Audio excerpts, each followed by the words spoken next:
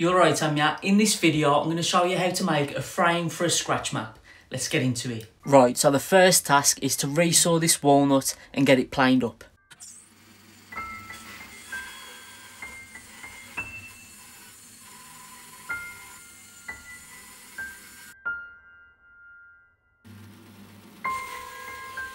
I'd had this large border walnut for over a year now. There was a lot of stresses in the wood, and as you can see, during the cut it kind of started pinching at the back.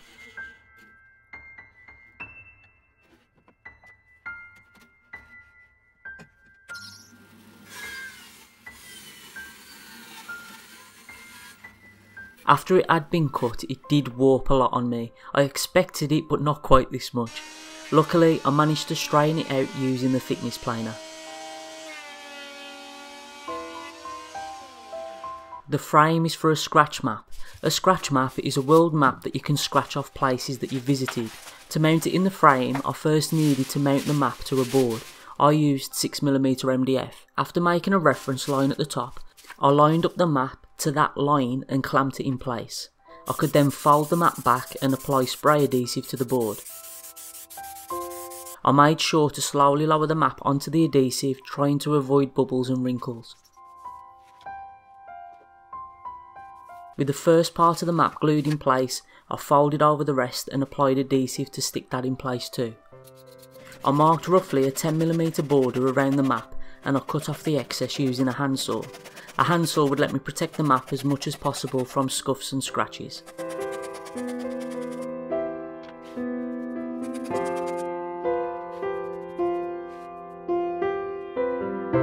Now, while this video isn't sponsored, I want to say a massive thank you to Woodworkers Workshop for sending me over this AUK Tools router table. It's going to be used for this project. I'm putting it through its paces and I'm thinking about doing a review on it in the future. So if you're interested in that, make sure you click the subscribe button so you don't miss the review. They also sent over some of the Jess M clear cut stock guides. Now these are going to be sent back because these are just demo units, but it'll be good to see how they work on this table.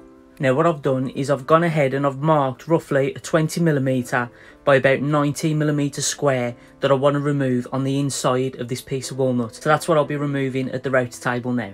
Now these clear cut guides have kind of a ratcheting mechanism to them that can roll freely in the direction of cut, as you can see on here, direction of feed, but they won't go the other way. It's like it's got a ratchet or something, so it prevents the work from being pushed back out, which is really useful. So to set them in place, I've loosened the thumb screws so they can move freely and it can go up and down. I'm going to take my walnut stock, I'm going to push it tight against the fence. I'm going to lock this back one in place and this can still move freely up and down. So with it pressed against the fence, I'm going to apply a little bit of pressure with my finger. I'm going to tighten this thumb screw.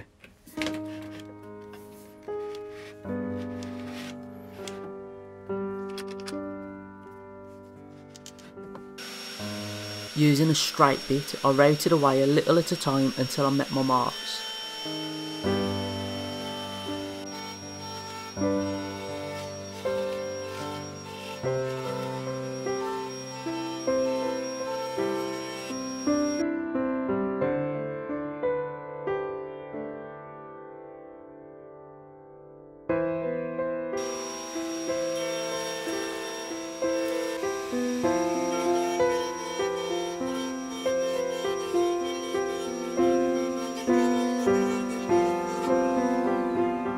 Once I had the rebate cut on all 4 pieces, I changed the router bit to a chamfer bit to ease over the edges on the front of the walnut.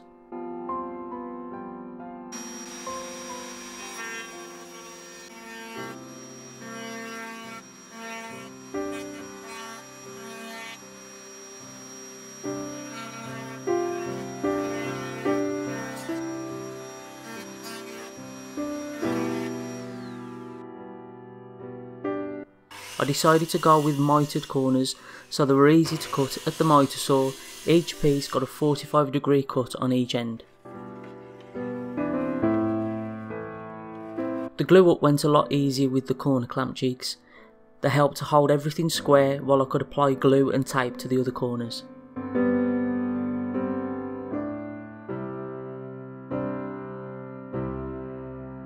The walnut had some voids and knots, so I filled them with black Miller Putty Epoxy Putty.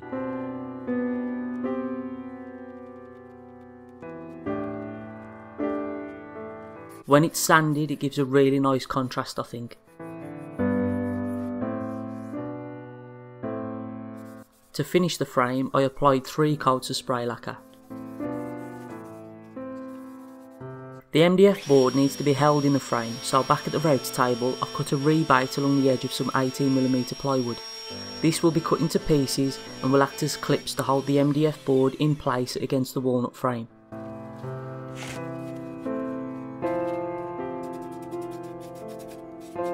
Just in case there was any MDF visible from the front, I coloured the edge in with a black marker pen.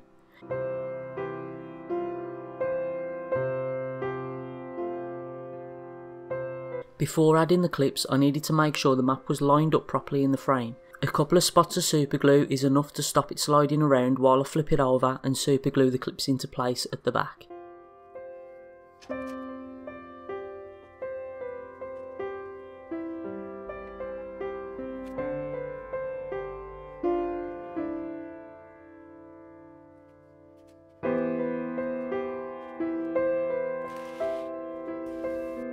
The last thing to take care of is how the frame will be hung on the wall. I opted to use a keyhole hanger.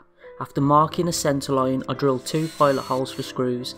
I then used the keyhole hanger itself to set the depth of the router bit. This will make sure it sits flush when it's in the back of the frame. I could then route away the area needed to recess the hanger in the back.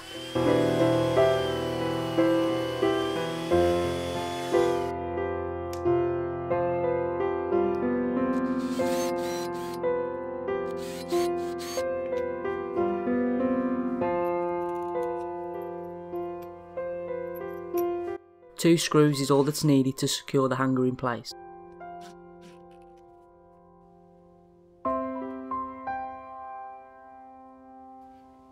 Now I can hang it on my wall and the project is complete.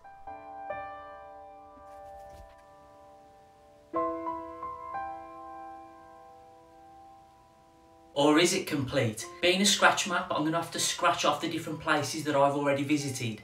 Now it says on the tissue paper that was wrapped around the scratch map that you're best to use an eraser to remove the material on the map itself rather than using a coin. So I'm going to give that a try. So obviously first I'll be able to scratch off the UK.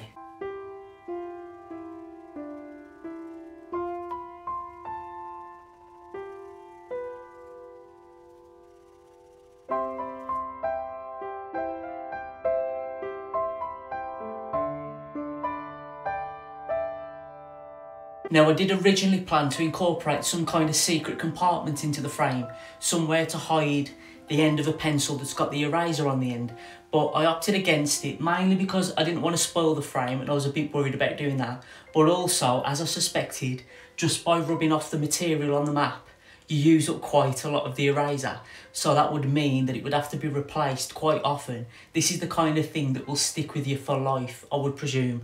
You want to scratch off all the different places you've travelled, so it's not something that you just replace and replace, which you would need to be doing with the rubber. So I think the amount of times you'll be scratching stuff off, you're best just to look around for a rubber at the time and just use that instead.